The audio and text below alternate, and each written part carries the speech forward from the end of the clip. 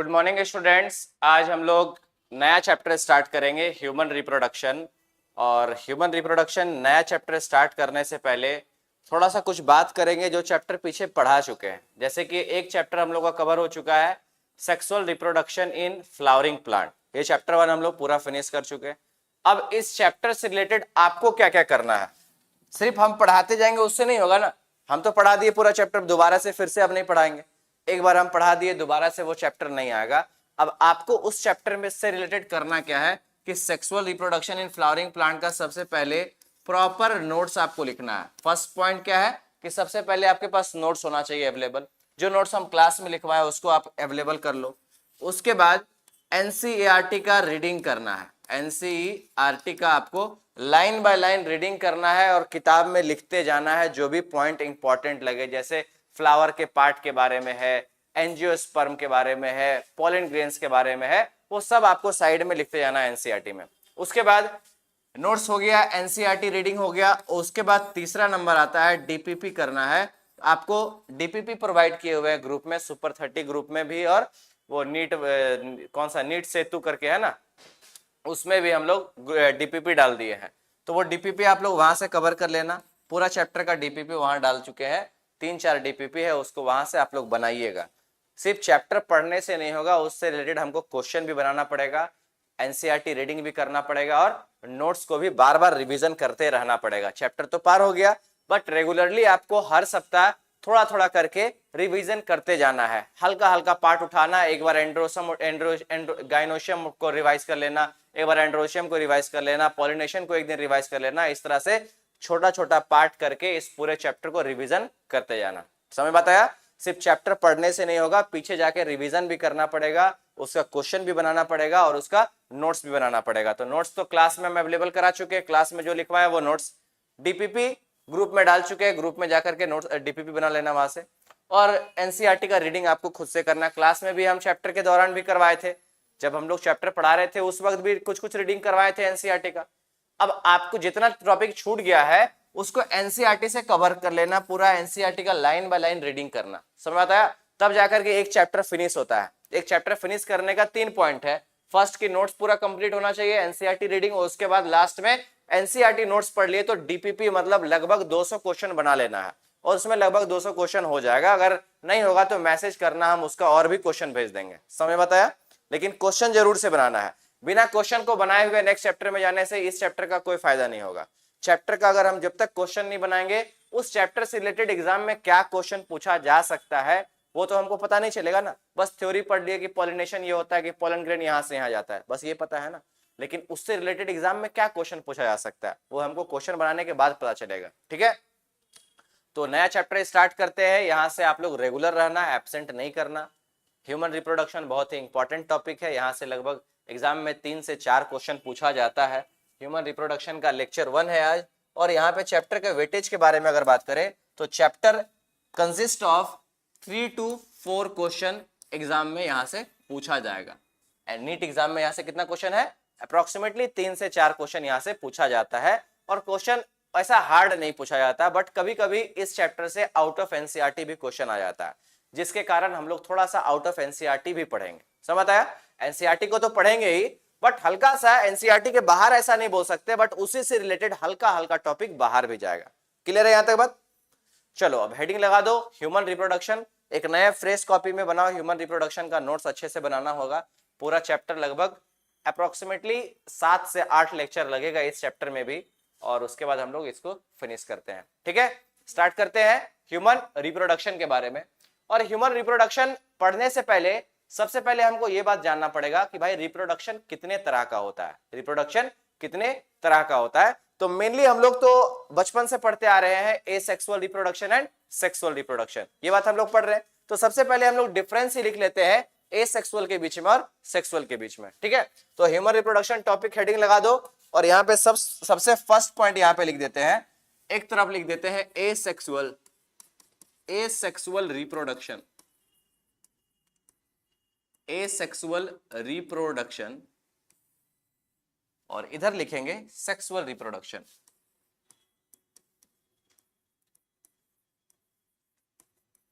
Sexual reproduction, ठीक है यहां तक? Asexual reproduction and sexual reproduction. सबसे फर्स्ट पॉइंट अगर बात करें तो एसेक्सुअल रिप्रोडक्शन में जो गैमेटोजेनेसिस का प्रोसेस है, गैमेटोजेनेसिस। गैमेटोजेनेसिस का मतलब क्या होता है? फॉर्मेशन ऑफ गैमेट, उसको क्या बोलते हैं हम लोग? गैमेटोजेनेसिस। तो एसेक्सुअल रिप्रोडक्शन में जो गैमेटोजेनेसिस का प्रोसेस है ना, इट इज ऑप्शनल प्रोसेस। ऐसा नहीं है कि एसेक्सुअल रिप्रोडक्शन में गैमेट बनेगा ही, इट इज ऑप्शनल कि कहीं कहीं पे गैमेट बन रहा है और कहीं कहीं पे गैमेट नहीं बन रहा है। तो इसीलिए एसेक्सुअल रिप्रोडक्शन में गैमेटोजेनेसिस में क्या लिख दिए? ऑप्शनल, कि कहीं कहीं पे गैमेट का फॉर्मेशन हो रहा है और किसी किसी ऑर्गेनिज्म में गैमेट का फॉर्मेशन नहीं हो रहा है। किस रिप्रोडक्शन में? एसेक्सुअल रिप्रोडक्शन में। समझ में आता है?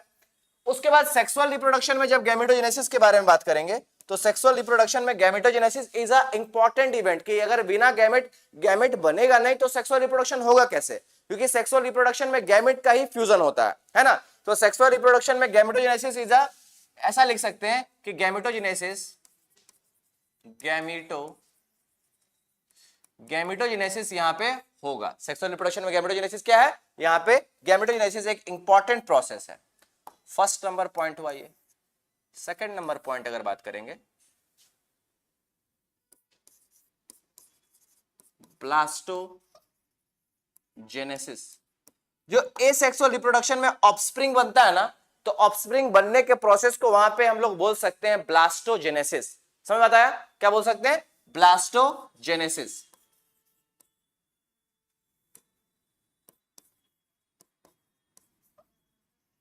ब्लास्टोजेनेसिस। उसके बाद सेक्सुअल में जो ऑफस्प्रिंग का फॉर्मेशन हो रहा है उसको हम लोग बोलते हैं एम्ब्रायोजेनेसिस। एम्ब्रायोजेनेसिस से क्या बना? एम्ब्रायोजेनेसिस प्रोसेस का नाम है और फॉर्मेशन किसका होता है? ऑफस्प्रिंग का। ठीक है, चलो इसको लिखते जाओ साथ साथ में। फर्स्ट पॉइंट बोल दिया गैमेटोजेनेसिस ऑप्शनल इवेंट है एसेक्सुअल में, और सेक्सुअल में ये क्या है? एक इंपॉर्टेंट इवेंट है कि यहां पे बिना गैमेट का कुछ भी प्रोसेस नहीं हो सकता, गैमेट वहां पे रिक्वायर्ड है। फिर यहां पे बोले ब्लास्टोजेनेसिस से, यहां पे ये क्या लिख दिया भाई? ऑफस्प्रिंग होगा यहां पे। ब्लास्टोजेनेसिस से यहां पे फॉर्मेशन हो रहा है ऑफस्प्रिंग का। ठीक है, ऑफस्प्रिंग। तो एग्जैक्टली अगर बात करें तो asexual reproduction and sexual reproduction में मेनली बात चल रहा है कि वहां पे गैमेटोजेनेसिस एक ऑप्शनल प्रोसेस है, यहां पे इंपॉर्टेंट प्रोसेस है। यहां पे ऑफस्प्रिंग बनने के प्रोसेस को ब्लास्टोजेनेसिस बोल सकते हैं और यहां पे ऑफस्प्रिंग बनने के प्रोसेस को एम्ब्रायोजेनेसिस बोल सकते हैं। उसके बाद नेक्स्ट पॉइंट है यहां पे फर्टिलाइजेशन। तीसरा पॉइंट, फर्टिलाइजेशन। फर्टिलाइजेशन का मतलब क्या होता है? Fusion of male and female gamete, उसको क्या बोलते हैं? फर्टिलाइजेशन। तो यहां पे गैमेट का फॉर्मेशन तो ऑप्शनल है, यहां पे गैमेट तो बन नहीं रहा है, तो यहां पे इसीलिए फर्टिलाइजेशन भी क्या होगा? यहां पे फर्टिलाइजेशन नहीं होगा। किस रिप्रोडक्शन में? ए सेक्सुअल रिप्रोडक्शन में। तीसरा नंबर पॉइंट है यहां पे फर्टिलाइजेशन। इधर सेक्सुअल में अगर बात करें फर्टिलाइजेशन, तो फर्टिलाइजेशन यहां पे होगा। मेल और फीमेल गैमेट का यहां पे फ्यूजन क्या है? वो कंपलसरी इवेंट है, मेल और फीमेल गैमेट फ्यूज करेगा ही करेगा। चलो आगे बात करें। नेक्स्ट हमारे पास कुछ एनसीईआरटी का स्टेटमेंट हम लोग को लिखना है कि ह्यूमन एक विविपैरस ऑर्गेनिज्म है। कैसा ऑर्गेनिज्म है? विविपैरस। ये 3 पॉइंट समझ में आया बात? अभी मेनली क्या बताए? Difference between asexual reproduction and sexual reproduction. Asexual में gametogenesis is a optional process, कि वहां हो भी सकता है किसी ऑर्गेनिज्म में और किसी ऑर्गेनिज्म में नहीं भी हो सकता है। ऑफस्प्रिंग बनने के प्रोसेस को यहां पे क्या बोल दिए? ब्लास्टोजेनेसिस, यहां पे बोल दिए एम्ब्रायोजेनेसिस। फर्टिलाइजेशन यहां पे नहीं होगा और फर्टिलाइजेशन यहां पे होगा। क्लियर है बात यहां तक? अब आगे बात करते हैं। अकॉर्डिंग टू एनसीईआरटी कुछ स्टेटमेंट लिख लेंगे नोट करके। फर्स्ट नंबर नोट लिखेंगे, ह्यूमंस आर sexually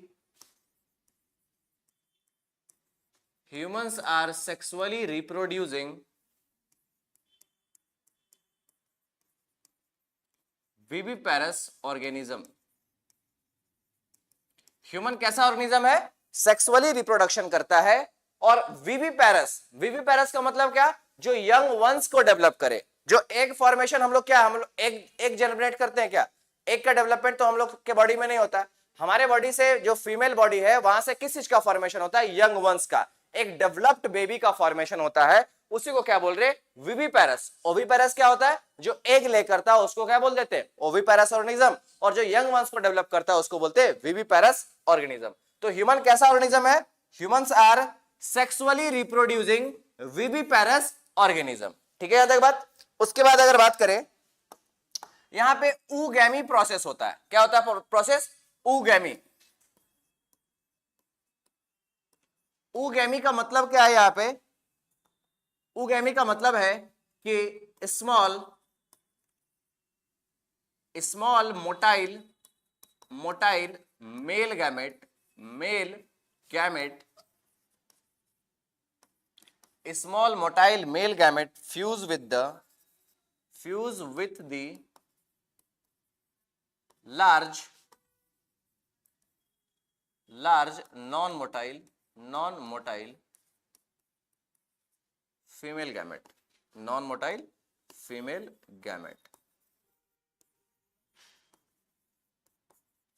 gamete, ठीक है। तो यहां पे प्रोसेस क्या हुआ ह्यूमन में, ऊगैमी का प्रोसेस हुआ, जहां पे small motile male gamete fuse किससे करता है, large non motile female gamete से फ्यूज करता है, और फॉर्मेशन किसका होता है, जाइगोट का फॉर्मेशन होता है। आगे बात करते हैं, नेक्स्ट हम लोग बात कर लेते हैं थोड़ा सा रिप्रोडक्शन के बारे में। क्या बात की है कि human is a sexually reproducing organism, कैसा है, विविपेरस। विविपेरस का मतलब यहां पे लिख भी देते हैं कि विच प्रोड्यूस यंग वंस, यहां पे लिख दे रहे हैं, ठीक है, विच प्रोड्यूस यंग वंस, जो यंग वंस का प्रोडक्शन कर रहा है उसको क्या बोलते हैं, विविपेरस ऑर्गेनिज्म। आगे बात करते हैं ह्यूमन के बारे में। ह्यूमन के बारे में और क्या बात कर सकते हैं, थोड़ा सा सेक्स ऑर्गन के बारे में भी अगर हम लोग बात करें तो कुछ सेक्स ऑर्गन के बारे में ऐसा बोल सकते हैं कि मेल सेक्स ऑर्गन और फीमेल सेक्स ऑर्गन में बहुत सारा क्या है, डिफरेंसेस होता है। तो एक पॉइंट और लिख देना, यहां पे सेक्सुअल डायमॉर्फिज्म भी पाया जाता है, तीसरा नंबर पॉइंट लिखना, ठीक है, नोट का ही ये थर्ड पॉइंट है। तीसरा पॉइंट है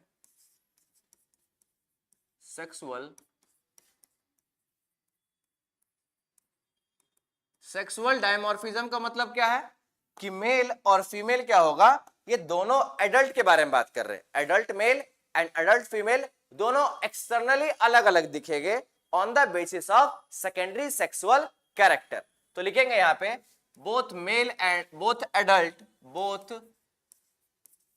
adult male and female is externally different based on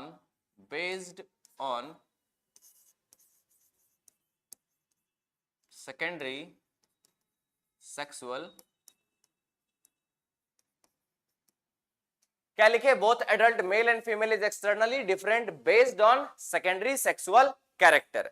secondary sexual character के बेसिस पे मेल और फीमेल क्या हो सकता है, अलग अलग हो सकता है। कौन सा male, adult male and adult female के बारे में बात कर रहे हैं, ठीक है। चलो ये पॉइंट लिखो, उसके बाद एडल्ट मेल और फीमेल में हम लोग थोड़ा सा डिफरेंस लिख लेंगे, एडल्ट मेल और फीमेल में डिफरेंस हम लोग लिख लेंगे। आगे बढ़े, नेक्स्ट हम लोग आगे बात करते हैं एडल्ट मेल के बारे में और एडल्ट फीमेल के बारे में। एडल्ट मेल, और मेल को हम लोग ऐसे रिप्रेजेंट कर रहे हैं, ये मेल का साइन है, ठीक है, और एडल्ट फीमेल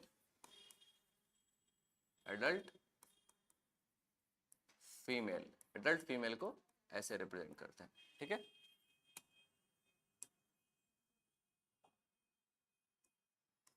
एडल्ट फीमेल, तो क्या डिफरेंस है एक एडल्ट मेल में और एक एडल्ट फीमेल में, वो देख लेते हैं, ठीक है।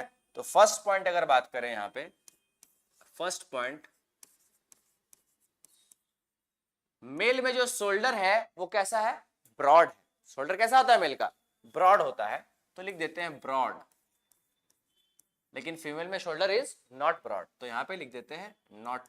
यहां पे नॉट लिखने का मतलब ये ब्रॉड नहीं है। उसके बाद और क्या बात कर सकते हैं? ब्रेस्ट के बारे में अगर बात करें, अच्छा छोड़ो ब्रेस्ट का अभी हटाओ, पहले नंबर अगर बात करें वॉइस के बारे में बात कर लेते हैं। वॉइस मेल में कैसा होता है? लो पिच या हाई पिच? मेल में कैसा होता है? Low pitch, low pitch. और फीमेल में कैसा है? High pitch, high pitch. तो ये सब डिफरेंसेस हम लोग लिख रहे हैं कि मेल में वॉइस कैसा है? लो पिच, और फीमेल में वॉइस कैसा है? High pitch. आगे अगर बात करें हेयर के बारे में बात करते हैं। Body hair, body hair, body hair में मेल के पास बॉडी हेयर क्या है? ज्यादा है, और फीमेल के पास बॉडी हेयर कम है, लेस है। ठीक है।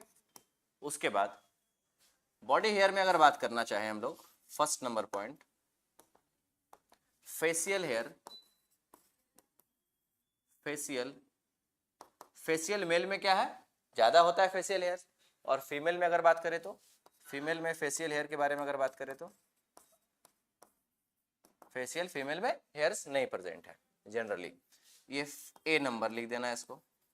बी नंबर अगर बात करें एक्सिलरी हेयर के बारे में अगर बात करें, एक्सिलरी हेयर मेल में प्रेजेंट है एक्सिलरी हेयर, और बी नंबर अगर फीमेल में बात करें एक्सिलरी हेयर के बारे में, एक्सिलरी हेयर, तो एक्सिलरी हेयर फीमेल में भी क्या है? प्रेजेंट है। एक्सिलरी हेयर का मतलब हेयर्स ऑफ आर्म पिट, जो आर्म पिट में जो हेयर है उसको क्या बोलते हैं? Axillary hair. तीसरा नंबर है यहाँ पे सी नंबर में प्यूबिक हेयर। प्यूबिक के बारे में, तो प्यूबिक हेयर मेल में भी प्रेजेंट है और फीमेल में भी प्रेजेंट है प्यूबिक हेयर, मेल में भी है और फीमेल में भी है। इसको आप लोग लिखो।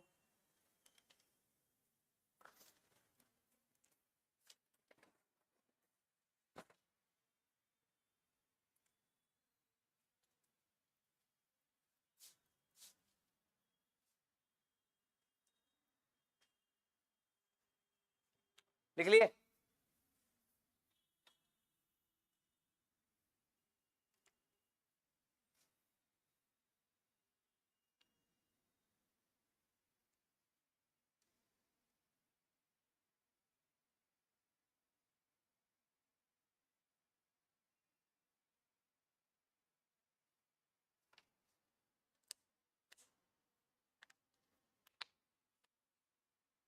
हो गया? अब उसके बाद फोर्थ नंबर इसी में चल रहा है, इसी के नीचे लिखना, ठीक है। फोर्थ नंबर में अगर बात करें मेमोरी ग्लैंड के बारे में अगर बात करते हैं, मेमोरी ग्लैंड, मेमोरी ग्लैंड, तो मेमोरी ग्लैंड मेल में क्या है? एब्सेंट है, एब्सेंट है, या फिर ऐसा लिख सकते हैं अनडेवलप्ड है, अनडेवलप्ड। और फीमेल में क्या है मेमोरी ग्लैंड? मेमोरी ग्लैंड यहाँ पे वेल डेवलप्ड है, वेल डेवलप्ड है। लिखिए इसको। उसके बाद फिफ्थ नंबर में लिख सकते हैं BMR, basal metabolic rate, BMR। तो मेल में जो है BMR वो हाई होता है, मोर। मेल में जो बेसल मेटाबॉलिक रेट है वो ज्यादा है, और फीमेल में BMR क्या है? कम है। BMR का मतलब बेसल मेटाबॉलिक रेट। अब बेसल मेटाबॉलिक रेट क्या होता है?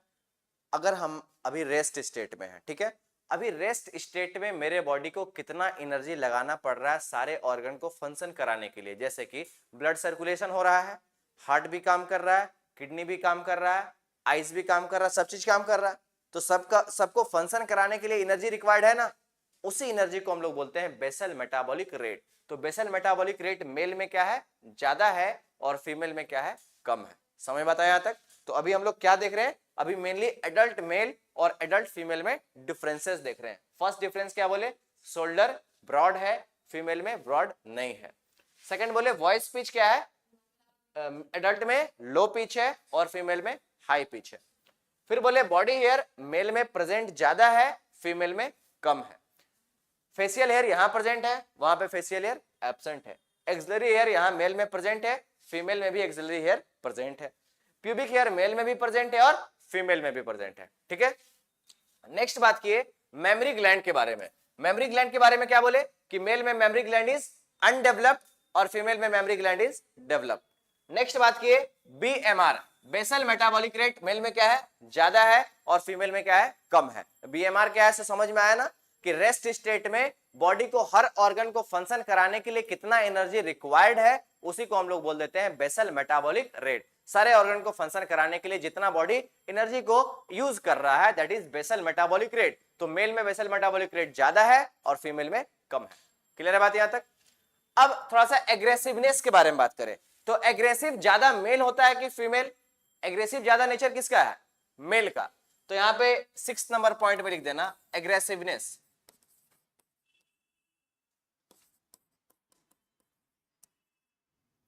एग्रेसिवनेस मेल में ज्यादा है और फीमेल में लेस है। वैसे ये नहीं भी लिखने से चलेगा, वैसा जरूरी नहीं है, वो डिपेंड करता है ऑर्गेनिज्म टू पर्सन वो डिपेंड कर जाता है। अब यहां तक बात हो गया डिफरेंस बिटवीन एडल्ट मेल और एडल्ट फीमेल, यहां तक क्लियर है सारा पॉइंट। अब थोड़ा सा बात करते हैं सेक्स ऑर्गन के बारे में। नेक्स्ट हेडिंग लिखेंगे ह्यूमन सेक्स ऑर्गन।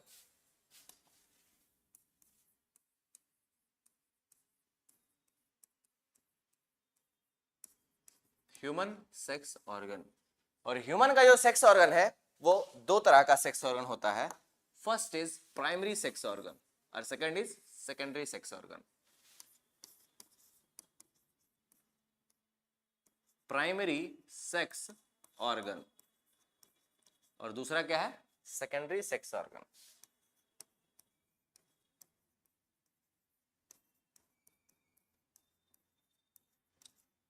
तो दो तरह का सेक्स ऑर्गन पाया जाता है ह्यूमन में। फर्स्ट क्या है, प्राइमरी सेक्स ऑर्गन और सेकंड है सेकेंडरी सेक्स ऑर्गन। इस प्राइमरी सेक्स ऑर्गन का क्या काम है, जैसे अगर एक एक करके बात करें तो मेल में प्राइमरी सेक्स ऑर्गन का जो नाम है वो क्या है, टेस्टिस। मेल में क्या है प्राइमरी सेक्स ऑर्गन, टेस्टिस, और फीमेल में क्या है, ओवेरी।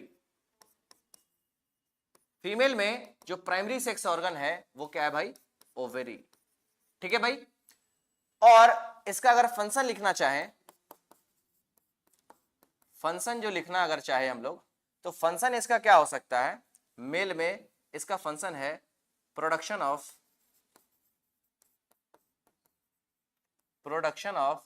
स्पर्म, स्पर्म का प्रोडक्शन करेगा एंड हॉर्मोन्स। क्लियर है बात यहां तक।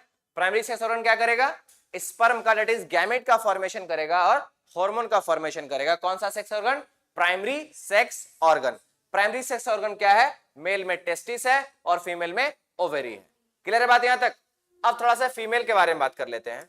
तो फीमेल में सेकेंडरी सेक्स ऑर्गन के बारे में अगर बात करते हैं तो फर्स्ट पॉइंट लिखते हैं, इसका फंक्शन अगर लिखना चाहे, पहले फंक्शन ही लिख लेते हैं। फंक्शन लिखेंगे हेल्प इन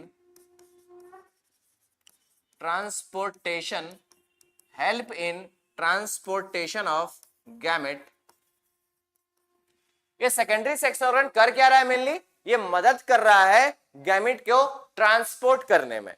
प्राइमरी वाला क्या किया, गैमेट का फॉर्मेशन किया, सेकेंडरी वाला क्या कर रहा है, उसको ट्रांसपोर्ट करने में मदद कर रहा है। क्लियर हुआ बात। जैसे कि अगर एग्जांपल के तौर पे लिखना चाहे, एक एक करके एग्जांपल के तौर पे अगर कुछ एग्जांपल लिखना चाहे, मेल में अगर एग्जांपल लिखना चाहे तो मेल में कुछ हो सकता है, डक्ट के बारे में बात कर सकते हैं, डक्ट हो सकता है। और फीमेल में भी क्या हो सकता है, अलग अलग डक्ट हम लोग लिखेंगे एक एक करके। फीमेल में क्या हो सकता है, यूटेरस, वेजाइना, फैलोपियन ट्यूब, ये सब क्या हो सकता है, एसेसरी सेकेंडरी सेक्स ऑर्गन। ये सब कर क्या रहा है भाई, ये सब कर रहा है ट्रांसपोर्ट करने में मदद कर रहा है। किस चीज का ट्रांसपोर्ट, गैमेट का ट्रांसपोर्ट करने में मदद कर रहा है। तो दो तरह का सेक्स ऑर्गन बताएं। फर्स्ट बोले प्राइमरी सेक्स ऑर्गन, सेकंड बात किए secondary sex organ. Primary sex organ क्या कर रहा है, मेल गैमेट का फॉर्मेशन कर रहा है और फीमेल गैमेट का फॉर्मेशन कर रहा है। सेकेंडरी सेक्स ऑर्गन क्या कर रहा है, इस गैमेट को ट्रांसपोर्ट करने में मदद कर रहा है। क्लियर बात यहां तक। चलो इसको लिखो, उसके बाद हम लोग आते हैं थोड़ा सा रिप्रोडक्टिव इवेंट के बारे में।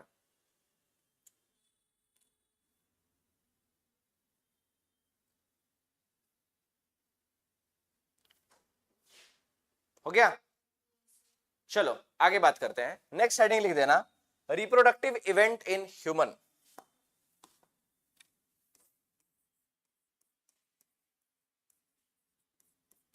रिप्रोडक्टिव इवेंट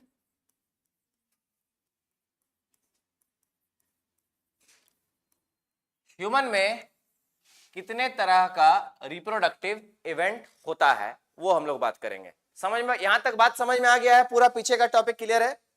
अब हम लोग एक नया जर्नी शुरू कर रहे हैं। यहाँ पे हम लोग अलग अलग रिप्रोडक्टिव इवेंट के बारे में बात करेंगे। जैसे कि sexual reproduction in flowering plant में बताए थे कि एक होता है प्री फर्टिलाइजेशन इवेंट, कि फर्टिलाइजेशन से पहले का इवेंट होता है, फिर फर्टिलाइजेशन, और उसके बाद होता है पोस्ट फर्टिलाइजेशन इवेंट। इसी तरह से यहाँ पे भी ऐसा ही होगा। प्री फर्टिलाइजेशन इवेंट की फर्टिलाइज मेल और फीमेल गैमेट बनने से पहले क्या क्या हुआ वो पढ़ेंगे।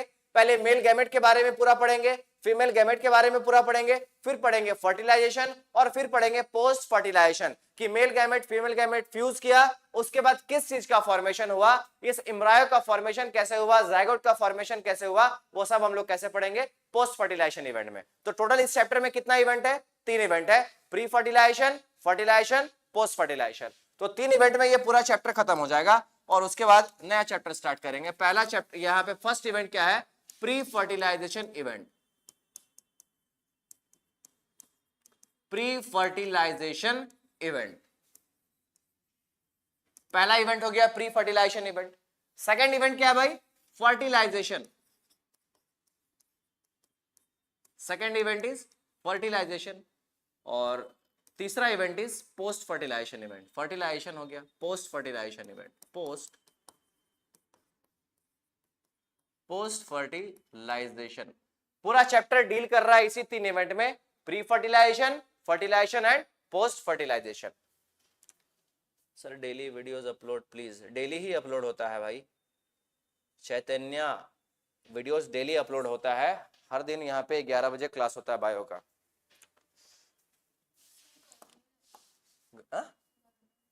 एसी तो चल रहा है ना, एसी चल रहा है, एसी चल रहा है। नहीं नहीं एसी चल रहा है, ठीक है, वो धीरे धीरे हो जाएगा, अभी जस्ट लाइन आया है, ठीक है।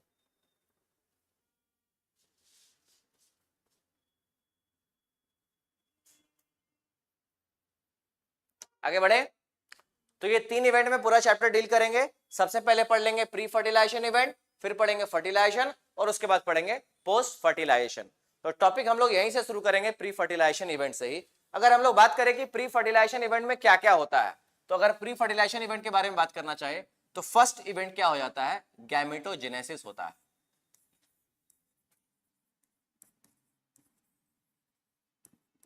गैमेटोजेनेसिस, गैमेटोजेनेसिस का मतलब क्या है? Formation of gamete.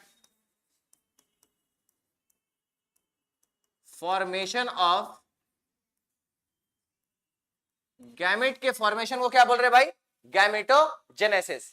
तो अगर बात करें मेल में, ये मेल में भाई गैमेटोजेनेसिस का प्रोसेस कब हो रहा है स्टार्ट? तो मेल में स्टार्ट हो जाता है प्यूबर्टी स्टेज में, और कब तक चलता है? ओल्ड एज तक गैमेटोजेनेसिस होता ही रहता है। तो लिखेंगे starts in puberty and continues till old age. मतलब कि मेल में जो गैमेटोजेनेसिस का प्रोसेस चल रहा है स्टार्ट कब हुआ? प्यूबर्टी स्टेज में। कितने एज में? अप्रोक्सीमेटली बोल सकते हैं 12, 13 या 14 एज में ये स्टार्ट हो जाता है स्पर्म का फॉर्मेशन होना। उसके बाद कब तक चलता है? ओल्ड एज तक। आफ्टर 50 ईयर्स तक भी यहाँ पे मेल में स्पर्म का प्रोडक्शन चलता रहता है। समझ में आता है यहां तक? अब अगर फीमेल के बारे में बात करें कि फीमेल में ये गैमेटोजेनेसिस कब तक होता है, बी नंबर में लिखेंगे फीमेल। फीमेल में गैमेटोजेनेसिस कब तक होता है? तो फीमेल में गैमेटोजेनेसिस स्टार्ट होता है प्यूबर्टी में, और कब तक चलता है? टिल 50 ईयर्स ओल्ड, मतलब 50 साल तक यहां पे गैमेटोजेनेसिस होता है, ओवा का फॉर्मेशन होता है।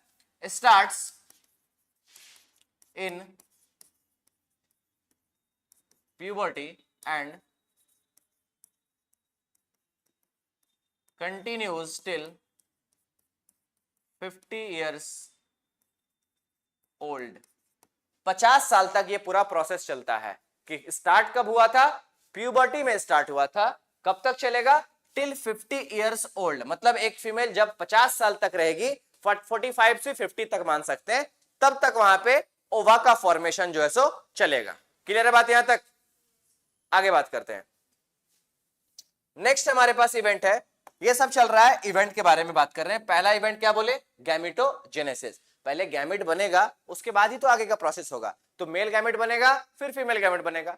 नेक्स्ट स्टेप हमारे पास हो जाता है इनसेमिनेशन। सेकंड इवेंट क्या है? इनसेमिनेशन। अब मेल गैमेट बना, फीमेल गैमेट बना, अब क्या करना है? मेल गैमेट को ट्रांसफर करना है ना? तो उसी को बोलते हैं इनसेमिनेशन। इनसेमिनेशन, इनसेमिनेशन का मतलब क्या है? Transfer of male gamete in female reproductive tract. Female reproductive transfer of male gamete in female reproductive tract, इसी को क्या बोल रहे हैं? इनसेमिनेशन। इंसेमिनेट करना स्पर्म को, कहां पे करना? फीमेल रिप्रोडक्टिव ट्रैक्ट में। क्लियर है बात यहां तक? तो इसको क्या बोले? इनसेमिनेशन। ये जो दोनों इवेंट है ना, ये दोनों इवेंट होता है प्री फर्टिलाइजेशन इवेंट। फर्टिलाइजेशन से पहले का इवेंट है। तो ये दोनों इवेंट है प्री फर्टिलाइजेशन इवेंट।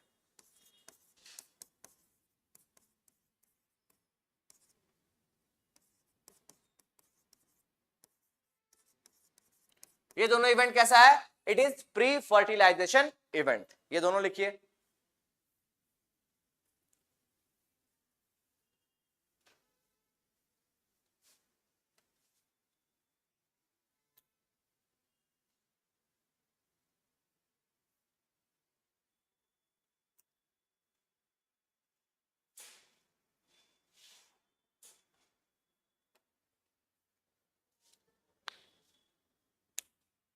हो गया?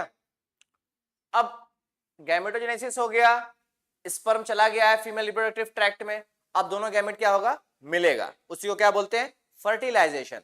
Mail gamete female gamete fuse करेगा, उसको क्या बोलेंगे?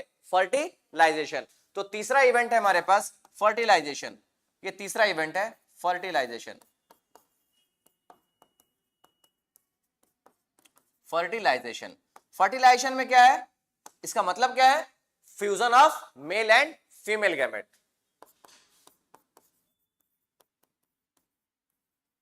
Fusion of male and female gamete, male and female gamete to form, क्या बनता है? जाइगोट। टू फॉर्म जाइगोट का फॉर्मेशन होता है। तो बोले fusion of male and female gamete to form zygote. ये दोनों इवेंट कैसा था? ये दोनों प्री फर्टिलाइजेशन, मतलब फर्टिलाइजेशन से पहले का ये दो इवेंट है। फिर क्या हुआ? फर्टिलाइजेशन। अब फर्टिलाइजेशन से क्या बन गया? जाइगोट का फॉर्मेशन हो गया। अब जाइगोट में क्या होगा? डिवीजन होगा। क्या होगा जाइगोट में? डिवीजन। और उस इवेंट को बोलते हैं क्लीवेज। क्या बोलते हैं उसको? क्लीवेज। तो 4th नंबर इवेंट लिखना, 4 नंबर में लिखना क्लीवेज। 4 नंबर है क्लीवेज। क्लीवेज का मतलब क्या है? Repeated mitotic division in zygote. लिखेंगे रिपीटेड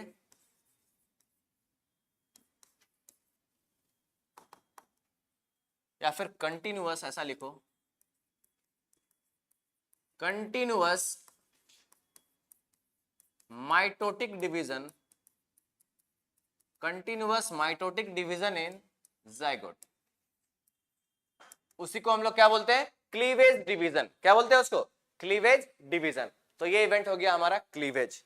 अब यहां पे क्लीवेज के बाद क्या होगा?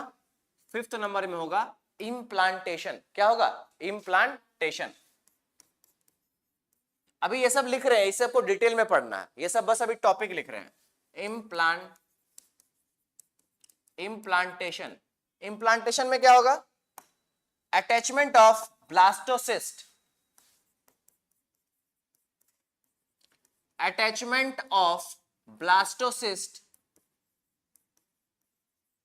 ब्लास्टोसिस्ट इन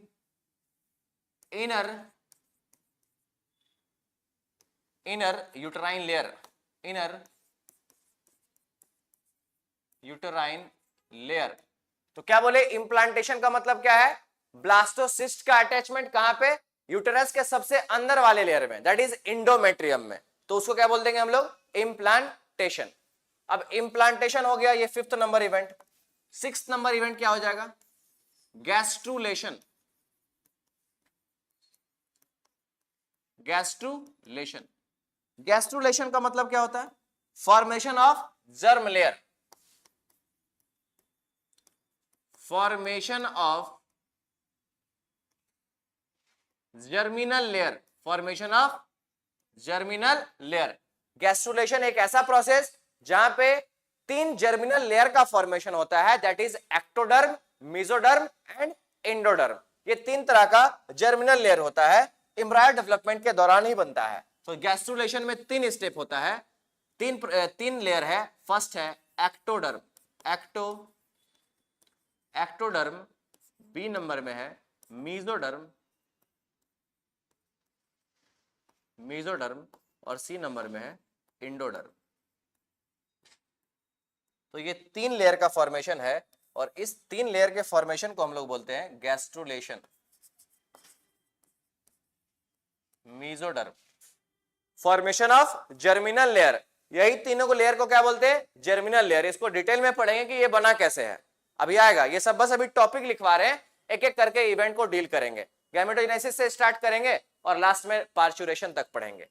ये हो गया गैस्ट्रुलेशन में क्या बोले, फॉर्मेशन ऑफ जर्मिनल लेयर। कितना लेयर है जर्मिनल लेयर, 3 जर्मिनल लेयर। और यही तीनों लेयर से हमारे बॉडी का एक एक ऑर्गन बना है। ये जो 3 लेयर है ना, इसी तीनों लेयर से मिल करके अलग अलग टिश्यू का फॉर्मेशन हुआ, अलग अलग ऑर्गन का फॉर्मेशन हुआ, यही तीनों लेयर मिल करके। जैसे कि टेस्टिस और ओवरी के बारे में अगर बात करें, तो टेस्टिस और ओवरी कहां से बना है, इस लेयर से बना है, मेसोडर्म लेयर से बना है। समझ आया कि उसका ओरिजिन कहां से है, टेस्टिस बना किस लेयर से, कहां से बना है, तो टेस्टिस बना है मेसोडर्मल लेयर से। ठीक है। अब गैस्ट्रुलेशन के बाद 7th नंबर इवेंट क्या हो सकता है, 7th नंबर इवेंट में लिख सकते हैं, 7 नंबर में लिखना एम्ब्रायोजेनेसिस, या फिर ऑर्गेनोजेनेसिस लिखो, वो ज्यादा सही है। Organogenesis, organogenesis.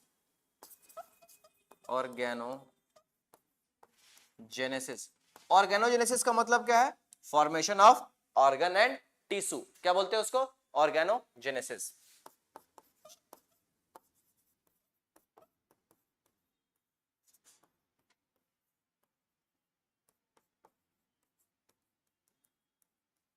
Formation of organ and tissue. आप लिख नहीं रहे, कहां से बनाए नोट्स, पहले लिख लिए थे क्या, अच्छा। तो लेकिन इसमें कुछ कुछ ऐड भी है, जैसे कि ये सब आपको ऐड ही लग रहा होगा, है ना। ये सब तो इसमें देखो, अब इसमें नहीं लिखा हुआ है, सब आप लिखना होगा ये सब साइड में, तो उसको आप लोग ऐड करते जाओ इसी में, है ना। सेक्सुअल ऑर्गन प्राइमरी,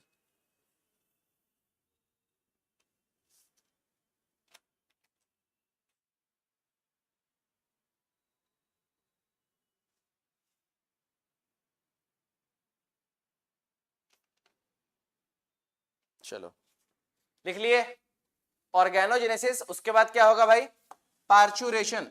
जब बॉडी में एक बार पूरा कंप्लीट ऑर्गन बन जाएगा तो क्या होगा, बॉडी को बाहर निकलना पड़ेगा, तो पार्चुरेशन होगा नेक्स्ट स्टेप। 8 नंबर में लिखना पार्चुरेशन।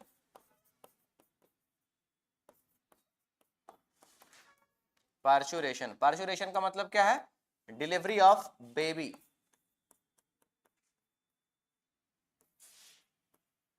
और इसको हम लोग क्या बोलते हैं, पार्चुरेशन। अब यहां से देखो ध्यान से, क्लीवेज से लेकर के इस पूरे पार्चुरेशन इवेंट तक को हम लोग बोलते हैं पोस्ट फर्टिलाइजेशन इवेंट। क्या बोलते हैं, पोस्ट फर्टिलाइजेशन इवेंट। ये पूरा इवेंट क्या है, post fertilization event, post fertilization event बोलते हैं इसको। क्लियर है बात यहां तक, क्लीवेज से लेकर के ये पूरा पार्चुरेशन तक, इस पूरे इवेंट को हम लोग बोलते हैं पोस्ट फर्टिलाइजेशन इवेंट।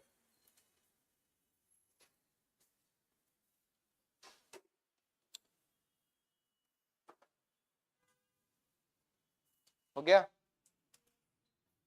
अब नेक्स्ट हमारे पास क्या है, एक पॉइंट लिखना, जेस्टेशन। जेस्टेशन का मतलब क्या होता है, जेस्टेशन पीरियड लिखना।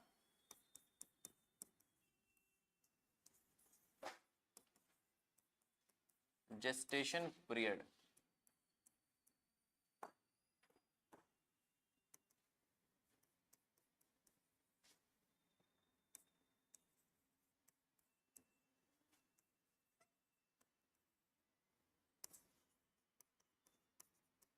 Time period after fertilization till parturition. इस पूरे ड्यूरेशन को हम लोग क्या बोलते हैं, जेस्टेशन पीरियड। कि फर्टिलाइजेशन से लेकर के पूरा जो पार्चुरेशन तक हुआ, डिलीवरी तक हुआ, उस पूरे पीरियड को हम लोग बोलते हैं जेस्टेशन पीरियड। क्या बोलते हैं, जेस्टेशन पीरियड। कितने दिन का पीरियड होता है, अप्रोक्सीमेटली 9 मंथ का ये पूरा पीरियड है। कि फर्टिलाइजेशन हुआ, उसके बाद पूरा डिलीवरी तक होने तक के प्रोसेस को हम लोग जेस्टेशन पीरियड बोलते हैं। पूरा टाइम को हम लोग बोल दे रहे हैं जेस्टेशन। कितने दिन का है, ये 9 मंथ का होता है जेस्टेशन पीरियड। तो लिख देना time period after fertilization till parturition, पूरे पार्चुरेशन तक को हम लोग बोल दिए जेस्टेशन पीरियड। चलो, ये तो पूरा इवेंट था, क्लियर हुआ इवेंट। अब एक एक करके हमको इस सारे इवेंट के बारे में डील करना है। तो सबसे पहले हम लोग क्या पढ़ेंगे, प्री फर्टिलाइजेशन इवेंट। और उससे भी पहले क्या पढ़ेंगे कि स्ट्रक्चर के बारे में अगर पहले पता चलेगा तब तो हम वो गैमेट बनाएंगे। तो सबसे पहले मेल स्ट्रक्चर पढ़ेंगे, फिर फीमेल स्ट्रक्चर पढ़ेंगे, फिर गैमेटोजेनेसिस पढ़ेंगे, फिर फर्टिलाइजेशन पढ़ेंगे। समझ बताया। तो यहां पे हम लोग सबसे पहले हेडिंग लगा देना मेल सेक्स ऑर्गन, हेडिंग लगा दो मेल रिप्रोडक्टिव ऑर्गन, लगा दो heading male reproductive organ.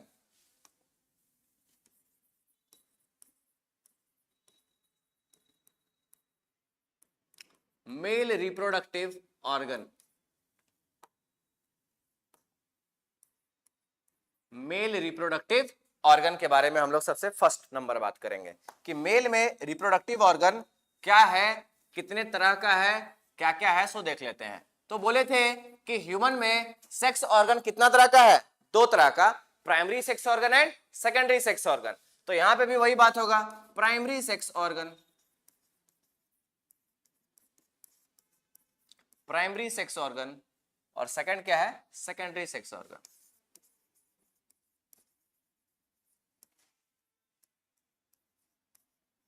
Secondary sex organ. उसके बाद प्राइमरी सेक्स ऑर्गन में क्या बताएं, मेल के बारे में बात चल रहा है। तो यहाँ पे क्या है, प्राइमरी सेक्स ऑर्गन टेस्टिस है। प्राइमरी सेक्स ऑर्गन क्या है, टेस्टिस है। कितना है, 1 पेयर, एक पेयर यहाँ पे टेस्टिस प्रेजेंट है। करता क्या है, फॉर्म्स, या फिर ऐसा लिखो प्राइमरी सेक्स ऑर्गन के बारे में लिखो, it produces male gamete, male, और मेल गैमेट है क्या, sperm, sperm and androgen hormones, and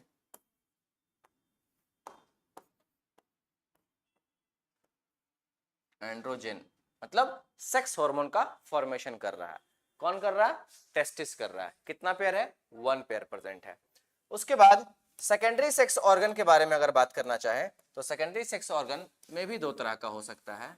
एक हो सकता है एसेसरी ग्लैंड और एक हो सकता है एसेसरी डक्ट। तो लिखेंगे एसेसरी ग्लैंड और सेकंड नंबर लिख देंगे एसेसरी डक्ट, एसेसरी डक्ट। चलो अब एक एक करके एसेसरी ग्लैंड के बारे में लिख लेते हैं। एसेसरी ग्लैंड कितना है, फर्स्ट नंबर लिख देना प्रोस्टेट ग्लैंड, प्रोस्टेट ग्लैंड ये कितना होता है, अनपेयर्ड है, मतलब एक ही है, अनपेयर्ड ग्लैंड है। फिर है second number seminal vesicle,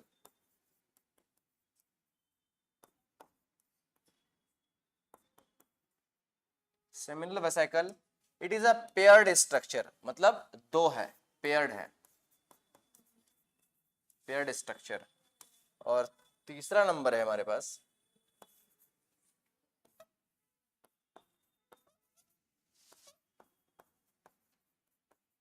bulbo urethral gland, और ये भी कैसा है, अनपेयर्ड है,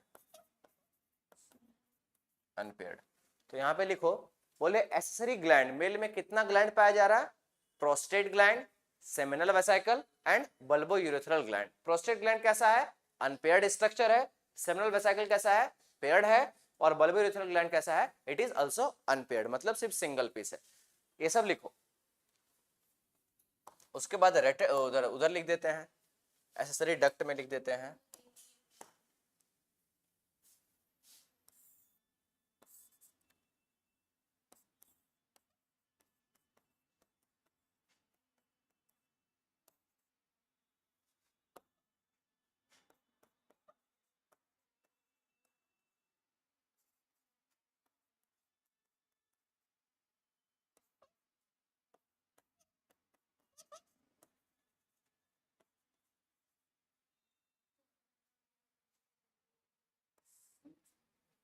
लिखिए इसको, लिखो क्या हुआ।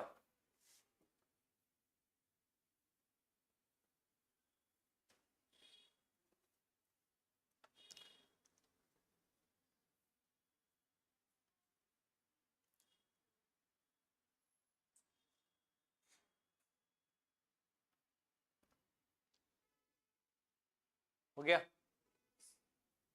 तो ये सब हमको याद रखना है, ये सब इंपॉर्टेंट पॉइंट चल रहा है। यहाँ पे एक्सेसरी ग्लैंड में 3 बोले, prostate, seminal vesicle, bulbourethral gland. यहाँ पे एक्सेसरी डक्ट में बोले रेटिटेस्टिस, वासा एफ्रेंसिया, वास डिफरेंस, एक और है इपिडाइडमिस भी लिख दो यहाँ पे, इपिडाइडमिस।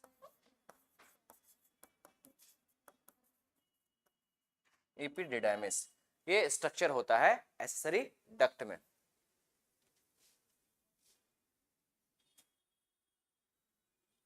तो अभी तक क्लियर है ना? यहां तक बात क्या चल रहा है? मेल रिप्रोडक्टिव ऑर्गन के बारे में बोले, कितना तरह का? 2 तरह का, primary sex organ, secondary sex organ. Primary में बोले क्या है? टेस्टिस है। कितना है? 1 पेयर है। करेगा क्या? मेल गैमेट का फॉर्मेशन करेगा और हार्मोन का फॉर्मेशन करेगा, that is androgen, that is testosterone hormone. Secondary sex organ में क्या बोले कि एक्सेसरी ग्लैंड होता है और एक्सेसरी डक्ट होता है। एक्सेसरी ग्लैंड मेल में कितना है? 3 है, prostate gland, seminal vesicle, bulbourethral gland. ये प्रोस्टेट कैसा है?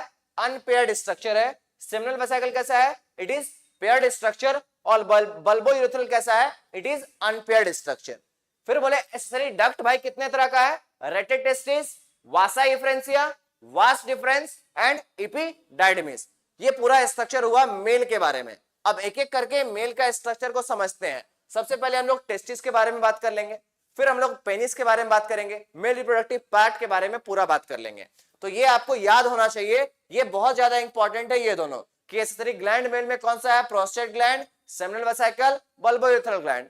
डक्ट क्या है? Rete testis, Vasa एफ्रेंसिया, vas deferens and इपिडिडाइमिस। Clear? अब हम लोग थोड़ा सा आगे बात करते हैं। मेल रिप्रोडक्टिव पार्ट के बारे में तो बात चल गया। अब हम लोग थोड़ा सा बात करते हैं मेल रिप्रोडक्टिव पार्ट का ओरिजिन के बारे में बात करते हैं, कि टेस्टिस के बारे में अगर हम लोग बात करना चाहें, टेस्टिस के बारे में अगर बात करें तो इसका ओरिजिन क्या है? ये बना किस लेयर से है? तो अभी जस्ट बताए थे, इसका मेसोडर्मल ओरिजिन है। कहां से बना है? मेसोडर्मल लेयर से बना है। तो ओरिजिन में लिखना मेसोडर्मल इन ओरिजिन,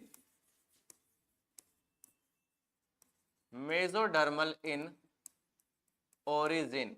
टेस्टिस का ओरिजिन क्या है? मेसोडर्मल लेयर से बना है। 3 लेयर बताएं, एक्टोडर्म, मेसोडर्म, एंडोडर्म। उसमें से जो बीच वाला लेयर है ना, उसी लेयर से क्या बना है? टेस्टिस का फॉर्मेशन हुआ है। तो यहां लिख दिए मेसोडर्मल इन ओरिजिन। फिर प्रेजेंट कहां पे भाई? या फिर लोकेशन लिखो, लोकेशन लिखो, वो ज्यादा सही है। लोकेशन, लोकेशन भाई कहां पे है? लोकेटेड है इन स्क्रोटम। कहां पे लोकेटेड है? In scrotum, outside the, outside the, या फिर हाँ outside the abdominal, abdominal cavity, मतलब एब्डोमिनल कैविटी के नीचे ही है। और आउटसाइड एक स्ट्रक्चर है जिसको बोलते हैं स्क्रोटम। बाहर में एक स्ट्रक्चर है, उसका नाम क्या है? स्क्रोटम। जहां पे क्या प्रेजेंट है? टेस्टिस इज प्रेजेंट है उस स्क्रोटम में। चलो इसको लिखो।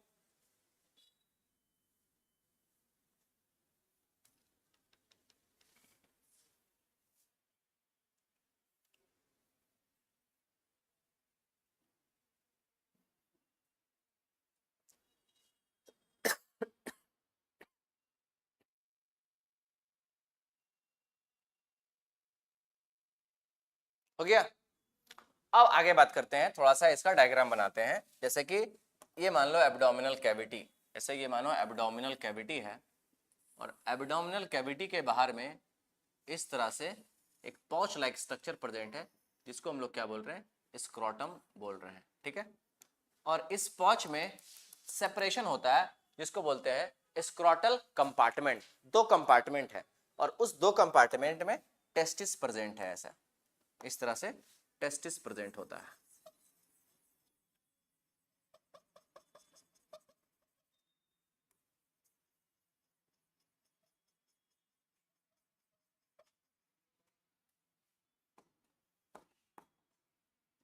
और स्क्रोटम के अंदर में एक मसल्स का लेयर होता है, जिसको हम लोग बोलते हैं डार्टोस मसल। क्या बोलते हैं? Dartos muscle.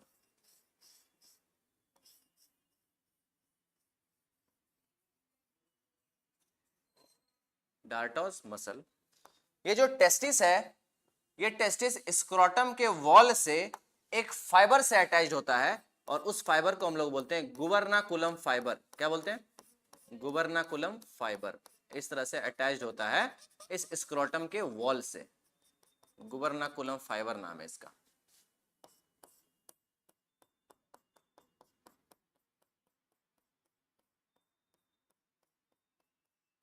गुबर्नाकुलम फाइबर।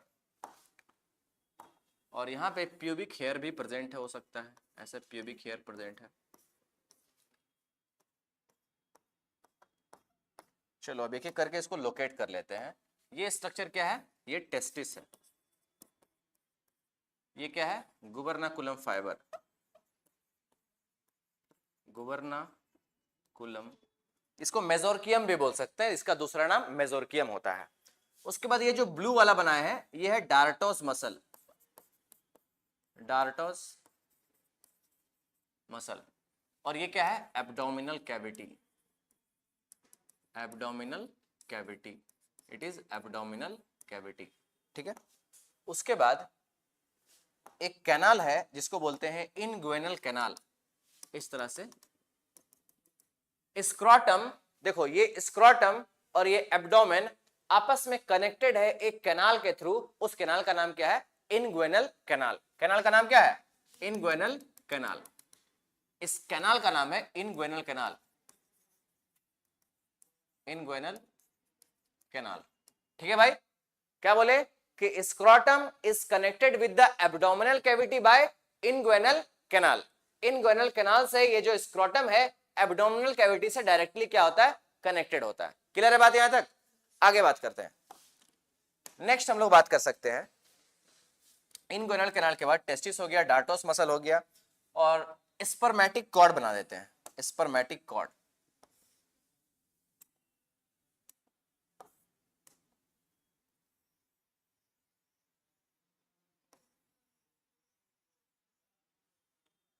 और स्पर्मेटिक कॉर्ड में मसल्स भी प्रेजेंट है, जिसको बोलते हैं क्रीमास्टर मसल्स।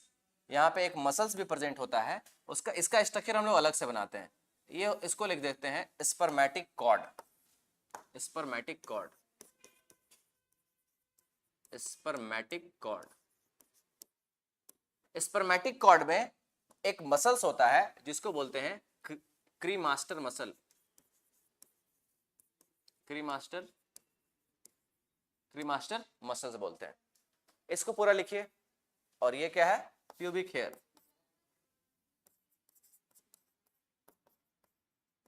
Pubic hairs. चलो इसको लिखो। स्पर्मेटिक कॉर्ड हो गया, ठीक है, सही है। अब इसके बाद हम लोग थोड़ा सा स्ट्रक्चर बनाएंगे, स्क्रोटम का अलग से एक स्ट्रक्चर बनाएंगे। टाइम हो गया क्या? ठीक है, तो इसके बाद नेक्स्ट क्लास में करते हैं, ठीक है। आप लोग पढ़ाई करना, रिवाइज कर लेना पूरा आने से पहले। नेक्स्ट क्लास आने से पहले रिवाइज करके आना। हाँ मैम नहीं बोलो। इनग्वेनल कैनाल, ये क्या है? इनग्वेनल कैनाल। इस कैनाल का नाम है, जैसे कि ये देखो, ये जो कैनाल है ना, ये कैनाल स्क्रोटम डायरेक्टली एब्डोमेन से जो कनेक्टेड है, इस कैनाल के थ्रू ये कनेक्टेड है। इस कैनाल का नाम क्या है? इनग्वेनल कैनाल, ठीक है। इसके बारे में डिटेल में नेक्स्ट क्लास में बात करते हैं, इनग्वेनल कैनाल के बारे में, ठीक है। तो इस यहाँ तक आप लोग पूरा रिवाइज कर लेना नेक्स्ट क्लास में। इसके बाद हम लोग मिलेंगे और नेक्स्ट क्लास में हम लोग स्क्रोटम के बारे में डिटेल में बात करेंगे कि स्क्रोटम में ये जो डार्टोस मसल प्रेजेंट है इसका फंक्शन क्या है, क्रीमास्टर मसल जो प्रेजेंट है इसका फंक्शन क्या है। ठीक है, इसका इंपॉर्टेंस है बताएंगे नेक्स्ट क्लास में। चलो इसके बाद नेक्स्ट क्लास में मिलते हैं, यहाँ तक रिवाइज करके आना।